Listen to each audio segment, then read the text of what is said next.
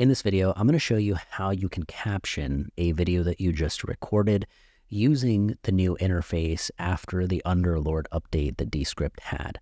Now, I stand by Descript as an app for podcasters to learn and use because it significantly enhances your workflow.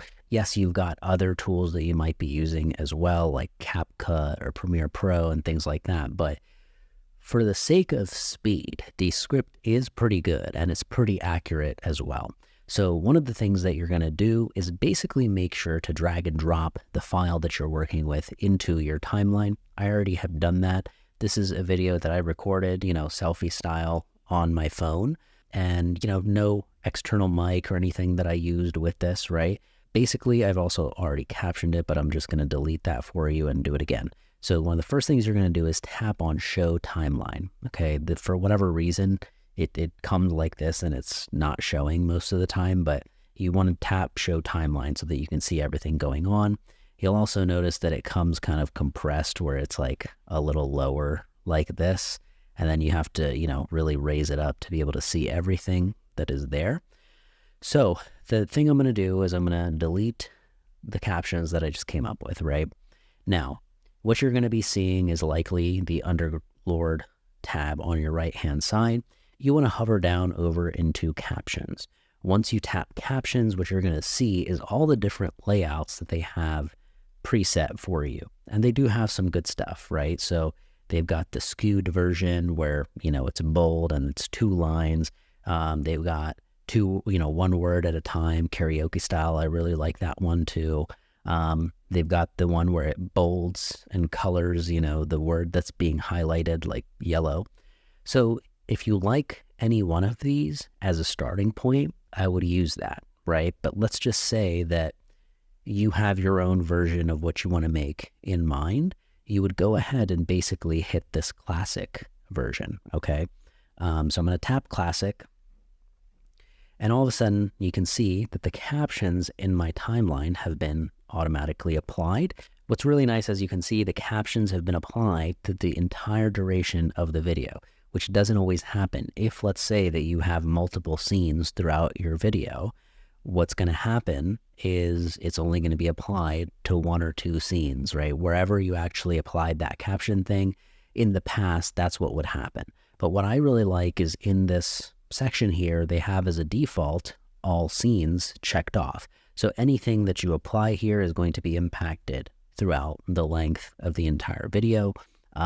So that's just something to keep in mind. Now, once we've hit classic, we've got the captions, we make sure to tap that in the timeline.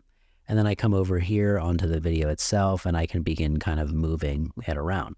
Something I like to do is bring it as close to the speaker's face as you possibly can versus keeping it super low, because then what's happening is when somebody's watching, let's say this video, you're trying to stare at my eyes, but then you're also looking all the way down to try to catch the transcript, versus when I move this up a little bit higher, right under my chin, it's a little bit easier in my line of eyesight to be able to read and see what's kind of going on, right? So the next thing that I'm going to do to adjust this is basically make it 1 line. Okay, let's say that I wanted to do that. So all I did here, if I keep dragging it, notice how that's 3 lines. But I'm going to make it short enough so that there's only space for 1 line here. The next thing that I really like to do is make sure that there's not too many words on a line. And the reason for that is just basically, again, keeping it focused on the eyes, right? So I want to make sure that, let's say, I make this a little smaller so that there's 3 words at a time. And then again, here, I'm going to extend it just so I can move it first.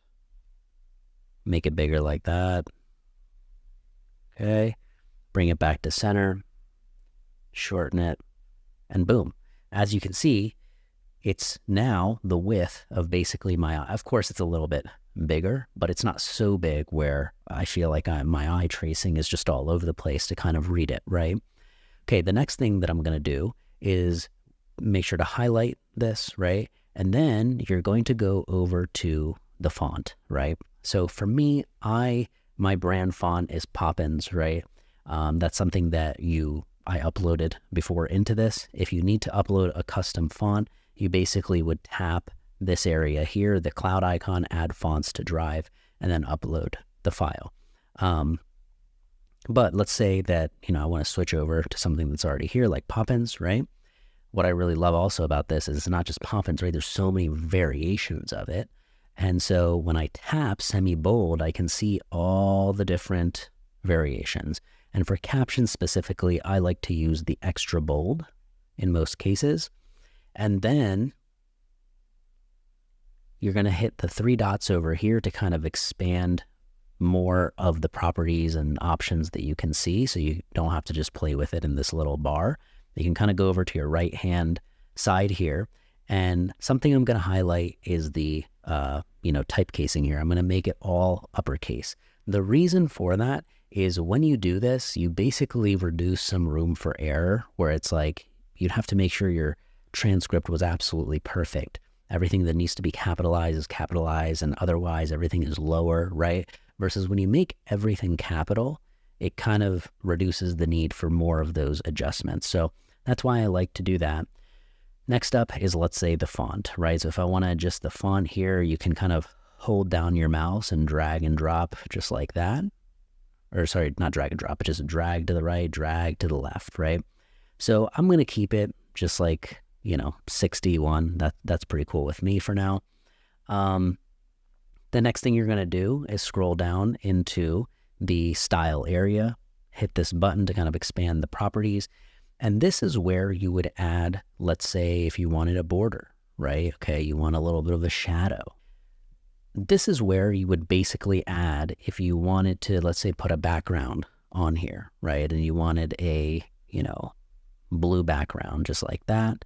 Okay, added it to the entire thing, okay? Now, let's just say you want that on the active word. So the active word, I'm going to hit the plus sign there and then highlight the color.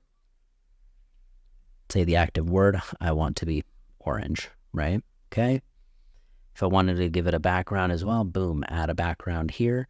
And then the border is something where, if I extend that, as you can see in the background here, it's very thick, right? So I'm going to put it at down maybe like 8.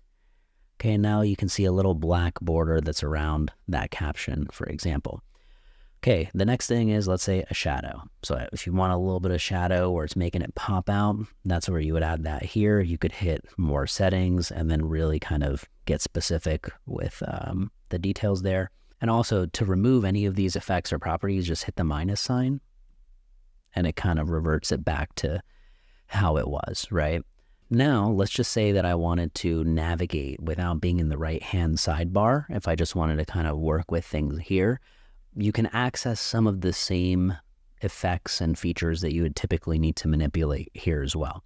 So if I hit classic, okay, this brings up that same menu that you just saw over in the style section right over here in the right-hand sidebar. To hide all the properties, if I want to, I basically just hit those 3 dots again, and it's hidden. And then if you click on any part here and you just start playing it, you're outsourcing your stuff. You really... Okay, I like that. It's plain white, for example. Now, something I want to highlight is if you need to adjust the actual text in the caption, right?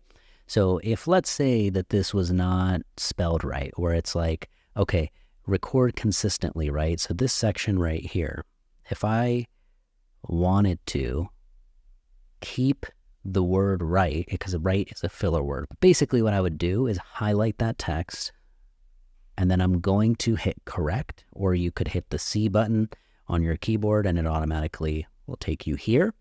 And then basically what I'm going to do is, let's say, delete the word right, put a question mark there, and hit correct. So now how it reads in the transcription again, sit down. Okay. So it still has the word right in it, just me saying it, but in the captions, if I wanted it removed, that's how you do that.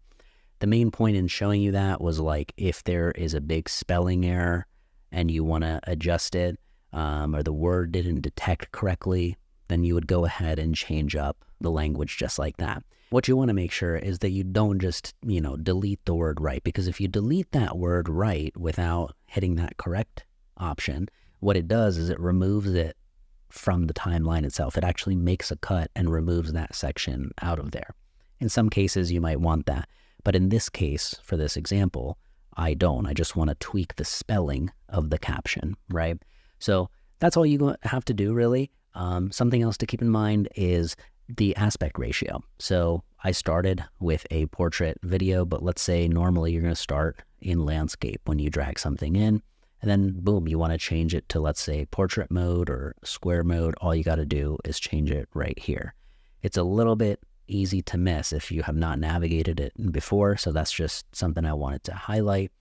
But that's really all there is to it. I'm going to delete this real quick once again, and I'm going to basically apply one of these, templates that are already here, just so you can see, what it looks like. Okay, I'm going to tap this one right here. As you can see, when I'm trying to move this up, it's just making it, smaller or bigger, right? If I wanted to do this another way, what I would do is basically hit the three dots again, right? You would hit layout, and then you would look at the X and Y areas, right? So Y is going to basically allow it to come up and down. So what I'm going to do here, as you can see, if I'm dragging my mouse over to the left, I'm holding and dragging, it's dragging it up on the Y-axis, right? So this is very similar to like Premiere Pro and stuff like that, right? What this allows you to do is make sure that you're not messing with any other layers. If you had a ton of B-roll and other things in here that are getting moved around when you're trying to do that, it can be annoying. So sometimes you want to go over to the layout section and then, manipulate things from there itself. So that's just something to keep in mind. You may not need that often, but if you decide to, that's how you do it. Okay, this is what the templated version looks like.